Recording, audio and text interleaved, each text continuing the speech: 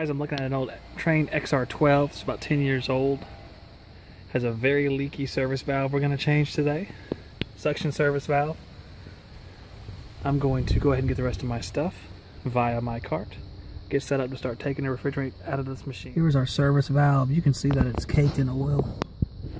You can also see that someone fitted the copper over the end of the valve and braze there.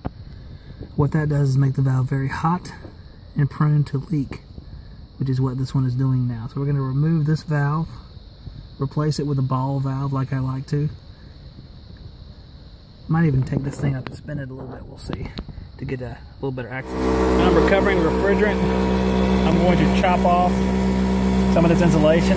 What I'm going to do is cut this and spin it out so I can get to the service access a little bit easier. So I'll just put it back whenever I'm done.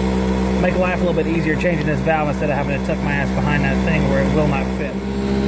That is what I found when I uncovered the insulation on this line.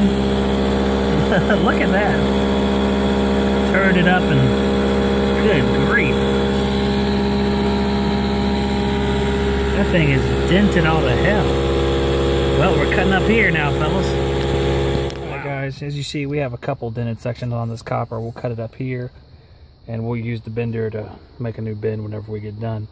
I'm going to cut this off, take the electrical off of it, and spin it out so I can access it on the outside and have a nice and easy repair instead of trying to tuck myself in the corner.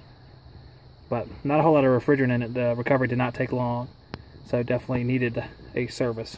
Well, I turned the unit from facing the inner side of the platform, or facing the house, to facing out here on this great service area.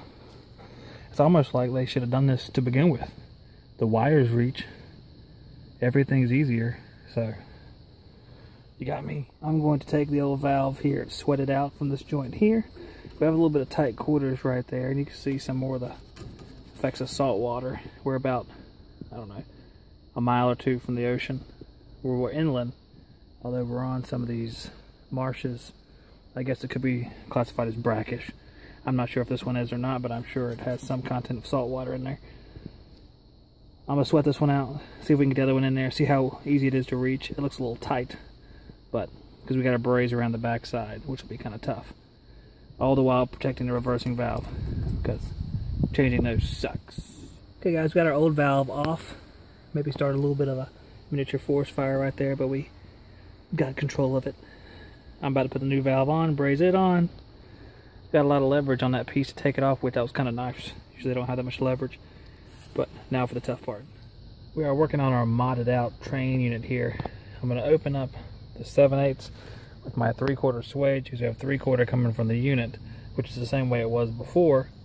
Except this time we're going to bring some 3/4 over here, and once it's all insulated, 2 lines will be hung up and beautiful.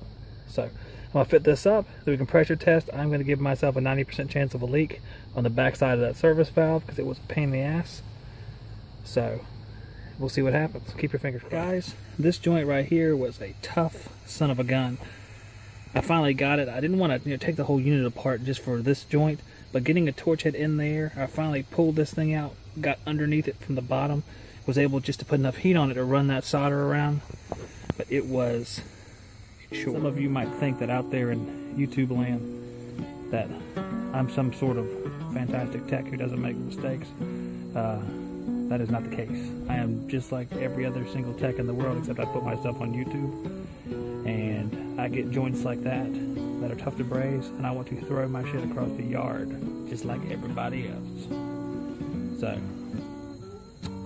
just letting you know, let out some of my frustration, because I was working with that thing for about half an hour and was about to pull my hair out or grow a few more of these gray ones right here. Guys, our unit is holding pressure, all of our joints, even the pain in the butt one.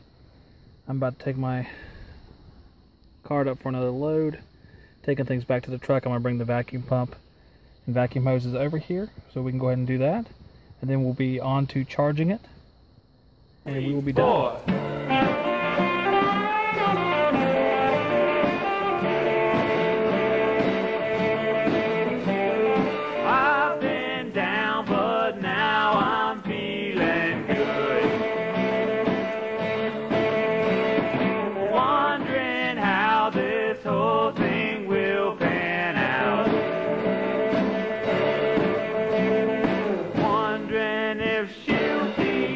a party dress. We have about 3 pounds, 2 ounces in there now. Weighing in liquid on the liquid line. Total charge of the unit is 5 pounds. Adding line set is probably going to be somewhere 5.5, 6 pounds, so we'll stop at 5, start it up, and then do our subcooler. We are 5 pounds, 12 ounces into this. Got the probes on it here. We're coming up slowly but surely into our target ranges with our subcooling and superheat. Alright guys, we're about done here. We have a little bit of fluctuation with our subcooling and superheat. Superheat's a little bit lower than I've seen on most train valves. Usually they're in the mid-teens. But, doesn't matter. This one's not. A little bit of fluctuation here. It's almost like the TXV's hunting around a little bit. There's plenty of load, so it's not an issue with the lack of load. Might be an issue with the TXV itself. The bulb is secure. Kind of strange. But we are functional and cooling, which is the most important thing. We have 17.6 degree split, blah, blah, blah. Everything's looking good. Just a little bit of some quirky motion on the TXV, and it's not too bad, I guess. But noticed it went around a little bit.